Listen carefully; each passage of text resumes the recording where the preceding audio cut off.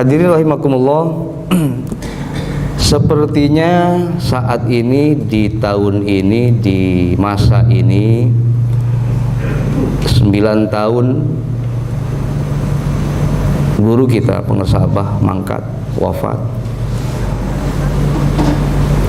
Di beberapa daerah sudah ada yang muncul yang bersifat khususiyah, dan ini semua juga tidak lepas dari bimbingan guru kita pengesabah. Hadirin rahimakumullah, berbicara tentang khususiyah di dalam amaliyah, khususiyah di dalam proses pengamalan Thariqah Qadiriyah Naqsyabandiyah Pondok Pesantren Suria Laya, itu tidak menjadikan sesuatu yang aneh, kalau mau dibilang aneh, karena memang tidak umum. Dan semua itu adalah berjalan sebagaimana takdirnya, berjalan atas bimbingannya, bimbingan Guru Agung Pengesabah. Tetapi di dalam perkara khususiyah harus dibedakan antara yang bersifat khusus dan yang bersifat umum. Maka di situasi seperti itu, kita tentunya yang mendapatkan yang khususiyah itu dituntut untuk secara cerdas mensikapinya. Jangan lantas yang khususiyah kemudian menjadikan fitnah. Kalau masih bingung, saya contohkan. Di dalam perjalanan thariqah, perjalanan suluk, perjalanan ruhiyah, di dalam prosesnya itu ada hal yang kita alami, ada hal yang kita rasakan, yang itu bisa berlaku sama kepada setiap pengamal, bisa juga berbeda.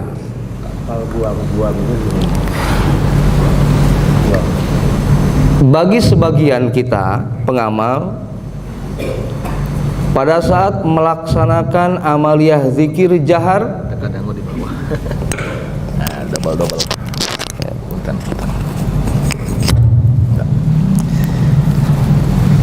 pada saat mengamalkan zikir jahar, maka zikirnya dirasakan nikmat.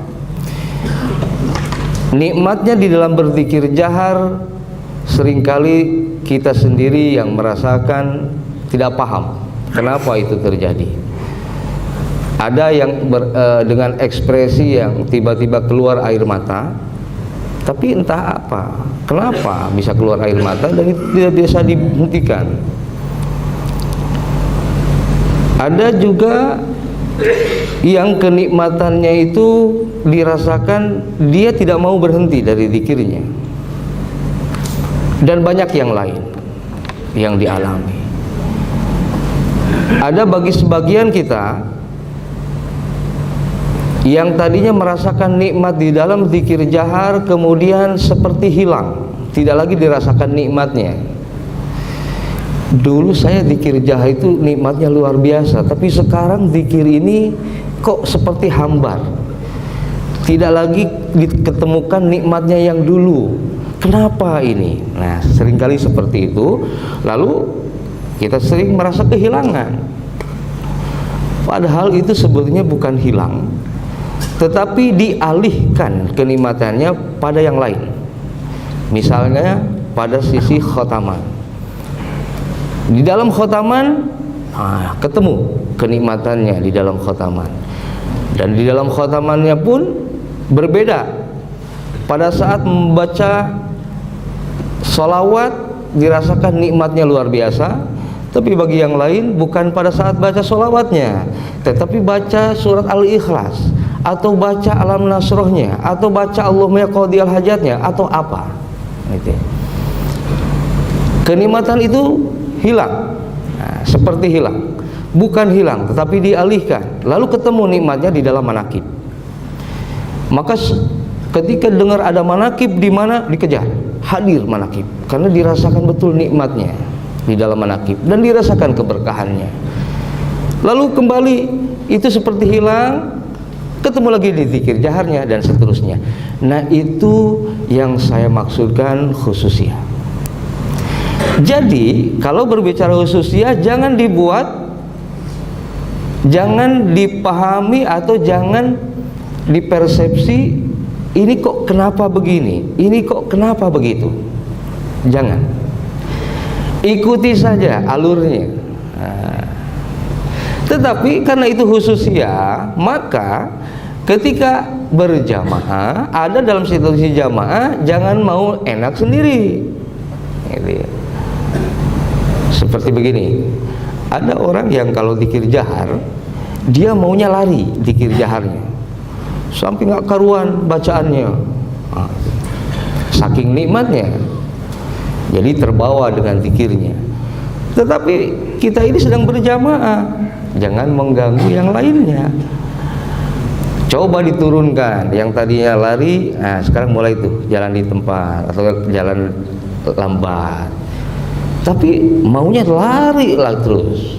Coba lagi, ancang-ancang lagi, tiba-tiba lari lagi. Nah, kalau sudah seperti itu, sudah tawajuh saja. Nah, gitu ya.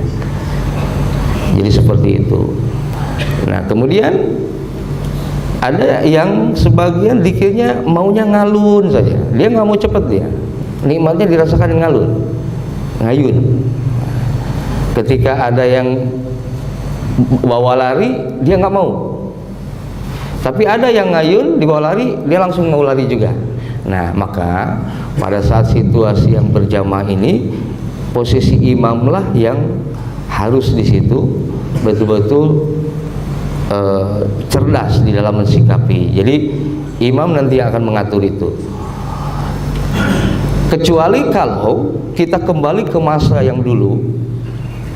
Jadi kalau ada yang zikirnya tidak sesuai dengan keberjamahan, dia ditegur langsung dulu. Kalau dipecut-pecut gitu, diingatkan gitu, ditoel bahwa zikirnya harus seirama. Nah, gitu. Jadi lamun bahasa digebuk malah ieu teh toel gitunya. Nah, itu. Nah, kalau kita dibuat seperti didikannya dulu itu, bisa jadi lamun cek bahasa Sunda nama pundung. Pundung teh naon Pak? Bahasa ngambek ya. Ngambek. Beda dulu mentalnya dengan yang sekarang. Kalau sekarang seperti itu dibuat didikannya, wah ngambek, pundung. Jadi berbeda dalam setiap masa, bimbingan dan seterusnya. Nah, sekarang ini muncul khususiyah itu, tapi tidak usah menjadikan satu ini. Yang harus dijaga adalah fitnahnya. Yang harus dijaga adalah keseragamannya. Gitu kan, keseragaman di dalam amalia itu harus dijaga. Jadi kalau ada dialami didapat yang khususiyah itu, maka sudah sendiri saja. Pada saat sendiri silahkan. Pernah ada satu yang menanyakan, saya kok kalau tawajuh itu kan duduknya ke arah kolbi, ke arah kiri, tapi kok saya maunya begini, jadi ke kanan. Gimana katanya? Lalu dirasakannya seperti apa dengan cara seperti itu? Dirasakannya lebih nikmat dan lebih tersambungkan. Udah, saya bilang ikuti saja, khususiyah. Nah, gitu ya. Jadi jangan dibuat. Dalam robito pun itu dalam situasi tertentu bisa sama bisa beda, dan setiap kita kemampuannya berbeda dan diberikan oleh Allah melalui gurunya. Ada yang tersambungkan robito itu dia langsung nyambung tanpa kalimat, tanpa ucapan, cukup sambungkan rasa tersambung. Ada yang harus dia melalui adab lisan, pakai assalamualaikum atau assalamualaikum atau ila hadrati, atau dia tidak bisa tersambung robitohnya kalau tidak ada foto guru. Nah, jadi berbeda-beda ya. Dan itu juga pada saat diterima oleh setiap kita, keadaan itu bisa konstan, bisa berubah. Misal saat ini saya diberikan kemampuan untuk robito itu melalui wajah guru, ada fotonya, lalu langsung tersambung. Besok atau sekian menit ke depan bisa jadi bukan dengan foto, atau dengan gambaran, atau dengan ucapan, atau dengan kalimat salam.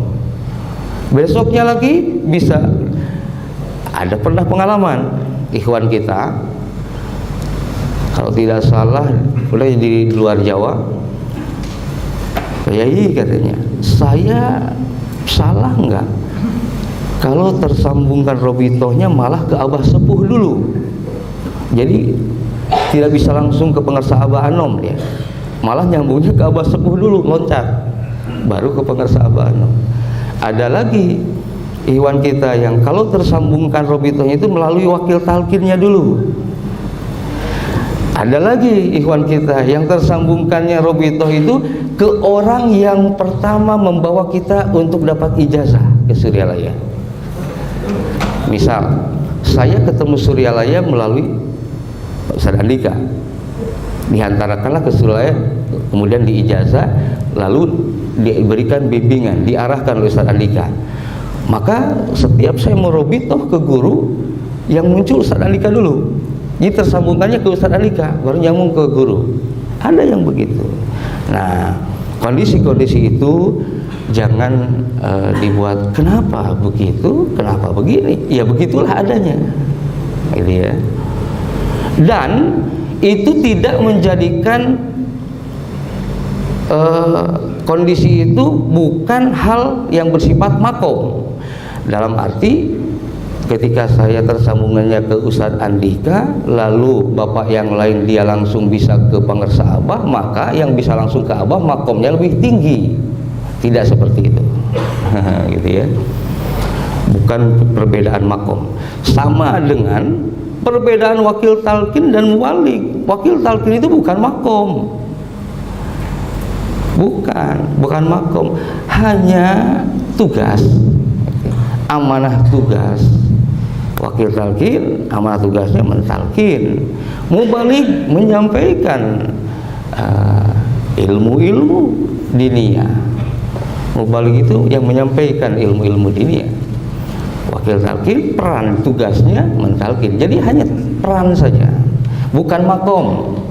Jadi tidak begini. Wakil talqin ini derajatnya paling tinggi nih sekarang setelah meninggal pengersa Abah. Itu makom berarti. Bukan, kita sama. Hanya beda tugas saja. Nah, kalau berbicara tugas, peran tugas, saya lebih hormat kepada pengurus yayasan. Saya lebih hormat kepada pengurus LDTKN yang tugasnya lebih banyak, tanggung jawabnya. Wakil talqin mentalqin saja. Gitu. Ya, jadi seperti itu. Tapi tidak disalahkan ketika ada ikhwan yang memang karena tersambungkan robitonya dengan si A, lalu dia hormat kepada si A. Nah, gitu kan. Ta'zim. Karena apa? Karena melalui wasilah si A ini dia bisa tersambungkan kepada guru. Gitu.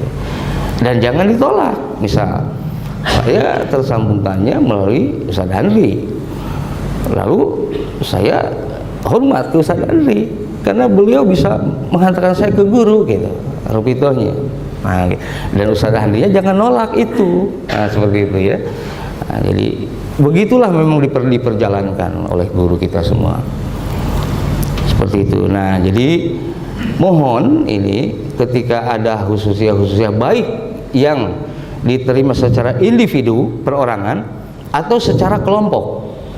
Misal DKI Jakarta nih, TKN Center misalkan di sini ada khususiyah, saya yakin beliau pakai wifi banyak khususiyahnya, yang lain juga ada khususiyahnya. Nah, maka kalau memang jadi ada khususiyah individu perorangan, ada khususiyah wilayah, nah gitu ya. Silakan kalau ada khususiyah wilayah untuk di wilayahnya, tapi jangan yang khususiyah wilayah dibawa ke wilayah lain. Nah itu saja, untuk menjaga keseragaman, kemurnian dan seterusnya. Jadi lalu ada juga yang sekarang mulai ini ikhwan ini, karena TKN profesionalnya lebih kepada torikoh zikir, torikoh dzikri. Sekarang mulai ada ikhwan yang bukan hanya zikir yang dicari ini dari TKN ini, ada yang lain. Nah, yang lain, misalkan yang lain itu dengan tirakat-tirakatnya yang lain, suluknya. Jadi masuk suluknya. Jadi kalau kita dengan zikir ini torikotnya tabarruk, ngambil berkah dari apa yang guru ajarkan, zikir jahar 165, khataman, manakib. Nah, lalu ada yang mulai pengen digali suluknya dari TKN ini melalui tirakat-tirakatnya.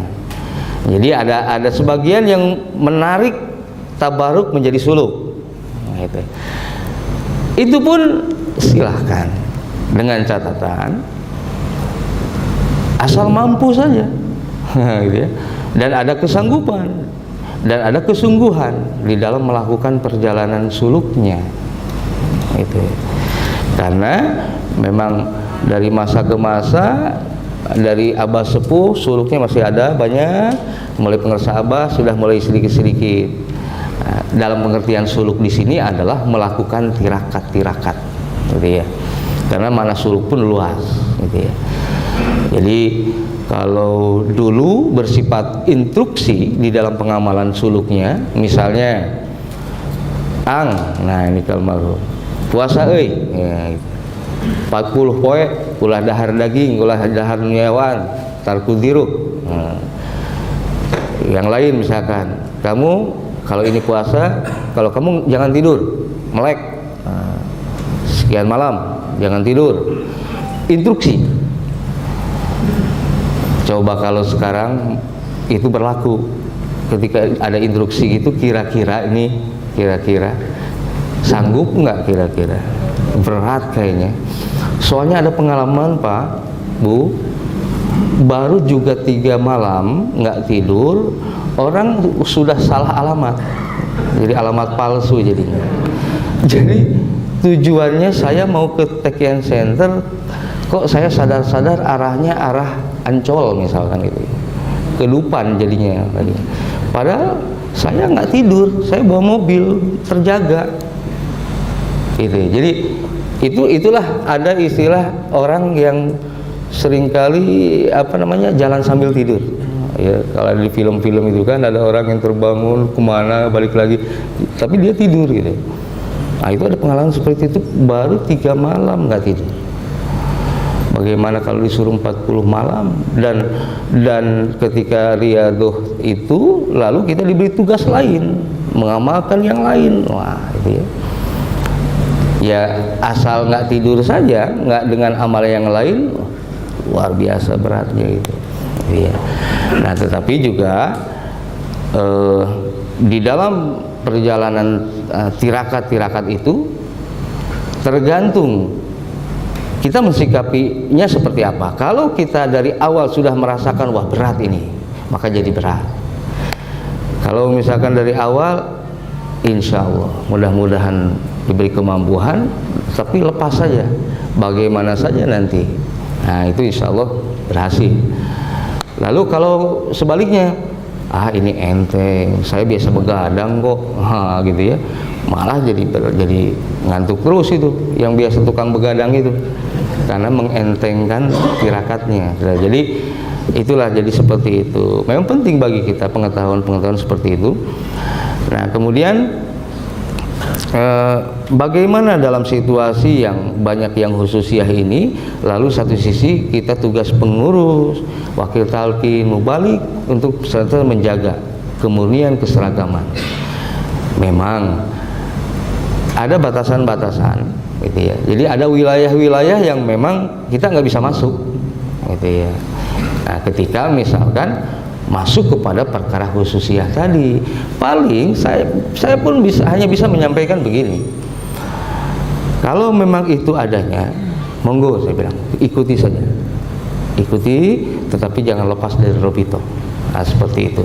Terus tetapi itu khusus saja, khusus ya. Jadi jangan dibawa ke umum, apalagi ketika mengimami.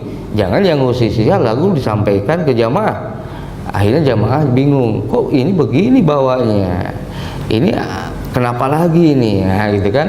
Ada lagi nih macam-macamnya, banyak macam nanti gitu ya. Maka itu yang harus kita jaga gitu ya. Karena kalau misalkan setiap yang perkara khususiyah yang diterima oleh individu pribadi kita lalu disampaikan, tidak akan terjaga nanti keseragaman dan kemurniannya. Ya. Jadi kalau fi wilayatihi, seperti itu, ada khususiyah nih di sini nih di TKN Center, monggo di TKN Center wilayahnya. Tetapi yang khususiyah ini jangan dibawa ke wilayah yang lain. Nah, gitu. Cianjur misalkan, kalau ada khususnya cukup di Cianjur, yang lainnya seperti itu. Jadi jangan dibawa. Yang akhirnya, kalaupun itu memang terbawa, yang khususnya itu, maka kita akan kembali kepada periode-periode yang lampau. Thorikot itu jadi banyak nanti. TKN Suryalaya bakal jadi banyak nantinya. Jadinya seperti ini. Ini itu TKN Suryalaya jalur DKI. Ini itu TKN Suryalaya jalur Cianjur. Ini TKN jalur Sumatera, bakal begitu nanti. Berarti tidak terjaga lagi kemurnian Suryalayanya kalau seperti itu. Nah, maka itu yang harus kita jaga. Saya sendiri bukan tidak ada yang khusus ya, tapi cukuplah tidak disampaikan kepada umum. Kecuali kalau memang ada perintah atau ada arahan untuk disampaikan yang khusus tadi ke umum, maka harus hati-hati di dalam menyampaikan dawuh guru, kata guru, cek guru. Nah, harus hati-hati itu, sebab bisa jadi kata guru ini berlaku untuk sendiri khusus. Ada juga yang nanti kalau kamu sudah pulang ke Jakarta, sampaikan ke Ikhwan di Jakarta, berarti khususnya masuk wilayah Jakarta, sampaikan. Kalau misalkan bahasanya ini nanti kalau setiap ketemu Ikhwan sampaikan ya, misalkan. Nah, berarti berlaku untuk semua. Ketika ketemu Ikhwan sampaikan. Oke, jadi kalau tidak ada di ujungnya seperti apa, nah, kita harus kaji dulu, apakah ini berlaku untuk pribadi saya saja atau juga untuk istri, keluarga, dan yang lain ya. Karena ada di beberapa kasus ada yang permasalahannya sama tetapi dawuh abahnya berbeda. Nah, kedua orang, ke si A seperti apa disampaikan, ke si B berbeda, padahal masalahnya sama. Oh, berarti khususnya gitu ya. Nah, jadi pintar-pintarlah kita mensikapi apa kata guru ya. Sama juga ini, kalau misalnya Bapak Ibu dapat perintah atau dapat tugas atau apa dari Al-Mukarram pakai wafi di sini, maka langsung tanyakan, ini itu untuk saya saja atau supaya kita langsung paham di situ. Oh, berarti ini seperti itu. Karena Bapak dan Ibu, di dalam hasil ijma terakhir pertemuan wakil talqin itu lahir ijma. Di ijma itu para wakil talqin karena diminta oleh ikhwan untuk riyadhah, maka wakil talqin boleh memberikan riyadhah. Tapi ada catatan. Catatannya melihat kondisi ikhwannya. Kondisi ikhwan itu luas, bisa berbagai aspek di situ. Jadi silahkan. Nah, ketika Bapak Ibu minta riyadhah itu, boleh itu nanti ditanyakan, apakah riyadhah ini juga berlaku, boleh diamalkan oleh istri, oleh saudara, atau oleh siapa, gitu ya. Jadi jangan itu tidak ditanyakan, lalu ketika kembali ke tempatnya masing-masing kita main kasih itu pada yang lain. atau riyadohnya. Nah itu juga di dalam riyadoh itu juga jangan dibuat, saya ini tahu ini riyadoh ini itu, tetapi kok nggak begini saya dulu. Nah di dalam itu juga jangan kenapa begitu, kenapa begini, gitu ya. Jadi misalkan ketika riyadoh saypi apa, kemudian saya dulu mengamalkannya pakai puasa, tapi saudara saya kok nggak disuruh puasa, cuma disuruhnya bacaannya yang diperbanyak. Nah maksud itu jangan lantas, wah ini salah, oh ini nggak begitu dulu, oh ini, nah jangan gitu, karena berbeda dulu dengan sekarang. Kemudian itu tadi, ketika wakil talqin diminta untuk memberikan riyadoh lalu disampaikan riyadoh, maka itu pun jangan dibuat ini kok begini riyadohnya, ini kok begitu, jangan, ya, jangan seperti itu. Jadi yang penting bagi kita sekarang adalah kita terus berupaya dengan sungguh-sungguh menjaga di dalam mengamalkan dalam Besarkarin TKN Suryalaya. Jadi silahkan ketika ada yang khususia ikuti saja, memang itu adanya, tetapi itu tetap dijaga, gitu ya. Misalkan ketika saya diminta untuk menyampaikan materi di dalam keseragaman amalia, saya berhadapan dengan ikhwan yang sering begini, saya dapat buku tuntunan Ukul Juman itu beberapa versi yang itu berbeda-beda. Gitu. Dulu begini dibacanya, kok sekarang begini. Ini yang mana yang harus kita ikuti, gitu ya. Ini di bukunya begini, tapi di maklumatnya begini. Jadi ada perbedaan maklumat dengan buku. Ini juga gimana? Saya menyampaikan begini, sepanjang belum ada sekarang nih, ya, apakah itu diputus oleh pengemban amanah atau melalui ijma, mana yang dirasakan, nah ya, melalui robitohnya dengan guru, itu yang diamalkan. Jadi jangan juga dipaksa-paksa, oh kamu begini, padahal tuntunan ada dua misalnya, ini kita paksakan harus yang ngambil yang ini atau ngambil yang itu, sementara belum ada misalkan dari dua versi itu ketetapannya yang mana yang harus kita pakai. Itu misal melalui tadi apa, melalui pengemban amanah atau melalui hasil ijma wakil talqin, atau melalui apa yang disampaikan yang berlaku untuk kita semua, ya. Jadi misalkan ada salah satunya yang bertanya, ini dulu itu misalkan dalam buku khotaman ketika mau ya latif dibaca tam tiga-tiganya, sekarang dua lalu yang satu tam. Nah model-model seperti itu. Kemudian di mana lagi misalkan di kalimat yang mana. Nah jadi mana yang dirasakan zauknya kena, nah, gitu kan, rasanya dapat, gitu, maka itu terus itu. Nah, kecuali kalau nanti sudah ada putusan, jadi baru kita ngikut nanti.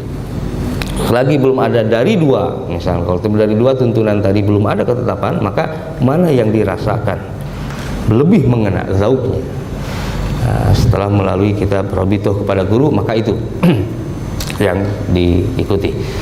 Nah kemudian hadirin rahimakumullah,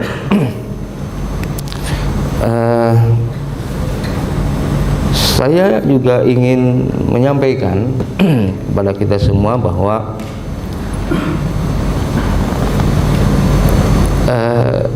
yang ada saat ini, kalau tidak salah hitung 43 ya Ustaz ya, apa 44 nih wakil talqin, sekitar segitu ya, 43 atau 44 lah. Nah, Dari 43 yang sepuh, ya usia 50 ke atas, 60 ke atas sudah beberapa. Dari sebagian itu kondisinya sudah tidak mumpuni untuk berangkat jauh, ya. Nah, oleh karenanya mohon doa dari semua. Ini yang masih ada 43 ini masih terus senantiasa diberikan kemampuan, diberikan kesehatan oleh Allah untuk bisa melaksanakan tugas amanah di dalam mentalkin, di dalam rangka melestarikan ajaran, karena pelestarian ajaran itu melalui talqin sehingga diamalkan. Nah, tetapi saya pernah ada satu harapan, mudah-mudahan tidak salah, dan ketika salah juga mohon ditegur.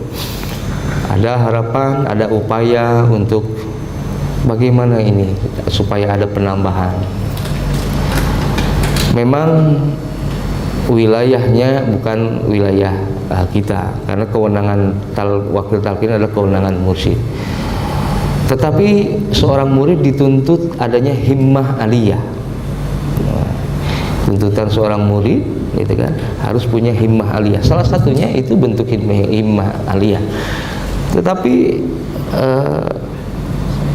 apakah juga upaya ini dikategorikan su'ul adab, naudzubillah, atau apa gitu ya. Tapi semata-mata harapan dari satu kekhawatiran. Ya, kita ada nafsu, ada khawatirnya ketika yang 43 satu-satu wafat. Lalu ada pertanyaan kita, bagaimana ini keluarga kita yang lain yang belum dapat ijazah, bagaimana anak dan cucu kita seterusnya. Nah, itu kan pemikiran manusiawi. Tapi memang kembali kepada bahwa itu hak mursyid. Tapi apakah ada, gitu kan, apakah ada celah gitu ya, untuk kita bisa memohon? Karena memang terus terang banyak sekali ikhwan kita yang, saya itu berdomisili Cianjur, tetapi wilayah Cianjur sendiri jarang sempat bisa dikunjungi karena memang tarik menarik. Ini juga banyak ikhwan yang banyak yang mau ijazah. Kemarin belum lama Batam juga minta, sementara Cianjur sendiri gitu ya. Alangkah ininya kalau misalkan di Sumatera ada beberapa gitu kan, di pulau lain ada beberapa, jadi bisa membantu, bisa ini gitu kan. Tapi ya itulah, ya mudah-mudahan ada petunjuk, mudah-mudahan di kemudian hari. Yang penting bagi kita, biarlah itu urusannya mursyid di barzah, beliau di sana. Bagi kita adalah teruslah kita mengupayakan agar kita bisa terus istiqomah di dalam amaliyah, ya, dengan harapan bahwa kita bukan hanya sekedar pengamal yang mendapatkan ijazah lalu diamalkan, tetapi harapan kita yang besar adalah mudah-mudahan kita diakomodir oleh Guru Agung Pangarsa Abah. Otomatis kalau kita diakomodir oleh Pangarsa Abah sama Syekh Fathul Radhiyallahu, maka otomatis diakomodir oleh Sultan Aulia Syekh Abdul Qadir Jilani, yang itu dengan satu kepastian pasti kita mendapatkan syafaatul uzma dari Rasulullah Muhammad SAW. Karena kebahagiaan yang tertinggi adalah ketika kita bisa usul kembali kepada Allah, asal dari Allah, kita harus kembali ke hadrat Allah. Dengan cara upaya apa? Silakan. Ada saudara kita yang tidak mengenal adanya thariqah. Saya bilang silakan. Bagi Allah sangat mudah. Orang mau usul kepada Allah melalui thariqah kah atau melalui apa, silakan, ya. Jadi tidak harus misalkan kita paksa orang masuk thariqah, tidak ada paksaan. Karena tadi saya sampaikan bahwa kita pada akhirnya kembali kepada Allah itu atas rahman rahimnya Allah, atas syafaatnya Rasulullah Muhammad SAW, atas karomahnya Sultan Aulia barokah guru, gitu ya. Jadi kalau sudah Allah yang turun tangan dengan rahman rahimnya, kita tidak bisa berbuat apa-apa. Maka seperti ada orang yang katanya langsung saja tidak perlu adanya tawasul. Nah, ada saudara kita kan yang tidak menginikan tentang tawasul, cukup saja kita ke Allah, cukup saja kita ke Rasul. Ya dengan kemampuannya Allah berikan, semoga silakan, alhamdulillah bisa langsung kan begitu ya. Nah, tapi kita untuk bisa langsung ke hati Allah masih sangat jauh, maka perlu wasilah. Itu tadi yang sampaikan, wasilahnya Bapak Ibu dapat ijazah di Suralaya melalui siapa? Itu jangan dilupakan, itu orang yang telah menghantarkan kita, itu jasanya, wasilahnya gitu ya. Melalui siapa, dari mana gitu kan. Maka saya beberapa kesempatan selalu menyampaikan, jangan lupakan sejarah kita sendiri sampai seperti ini, bagaimana sejarah tokoh kita, pejuang kita di tempat ini, seperti apa mereka dulu berjuang sampai sekarang kita bisa leluasa dengan mudahnya kita mengamalkan thariqat ini. Dulu orang tua kita, sepuh-sepuh kita, perjuangannya dia harus menghadapi orang yang antipati, kita harus istilahnya lamun jeung gelut sama gelutna gitu kira-kiranya dulu luar biasa, sampai harus ke tempat manakib jalan kaki. Sekarang sudah luar biasa, kita banyak fasilitas. Dulu itu orang tua kita Masya Allah jalan kaki, kendaraan belum ada, belum lagi hadangan musuh, gerombolan dulu itu ya. Sampai pernah ditahan katanya di pabrik es segala itu guru kita oleh kolonial. Wah luar biasa. Nah sekarang baru juga tantangan melalui lisan, hujatan lisan sudah melempem. Nah gitu ya. Apalagi kalau kayak dulu gitu ya, ada yang rumahnya dilempar gitu ya. Ini sesepuh manakib perjuangannya sampai dihujat, dilempar genting rumahnya sampai bocor dan seterusnya. Nah itulah ketika kita tahu sejarah, maka itu akan membangkitkan semangat kita dan itu akan menjadi pelipur lara kita. Seperti misalnya yang sering nih ke daerah-daerah pasti merasakan itu, bagaimana payahnya perjalanan ke daerah, tapi dibanding dulu. Nah ketika tahu sejarah kan akhirnya menjadi pelipur lara, jadi penyemangat lagi. Ini belum seberapa dibanding perjuangan dulu gitu kan. Nah, seperti sini ada uak nih, uak saya, uak Maksum, awal perjuangan Jakarta bagaimana dulu dengan kakek, dengan ayahanda beliau. Nah itu ya, jadi itulah, jadi jangan lupakan sejarah. Nah, karena banyak hal positif yang kita dapat ketika kita tahu sejarah. Paling tidak kita bisa menghormati, menghargai perjuangan orang tua senior kita ya. Hadirin, itu saja yang dapat saya sampaikan. Mohon maaf saya tidak panjang, tidak lama dalam menyampaikan khidmah ilmiah. Dan setelah ini bagi yang mau ijazah, menginginkan ijazah atau talqin, silakan, dan yang sudah lalu mengikuti lagi juga silakan dengan niat tajdid, mengasah kembali.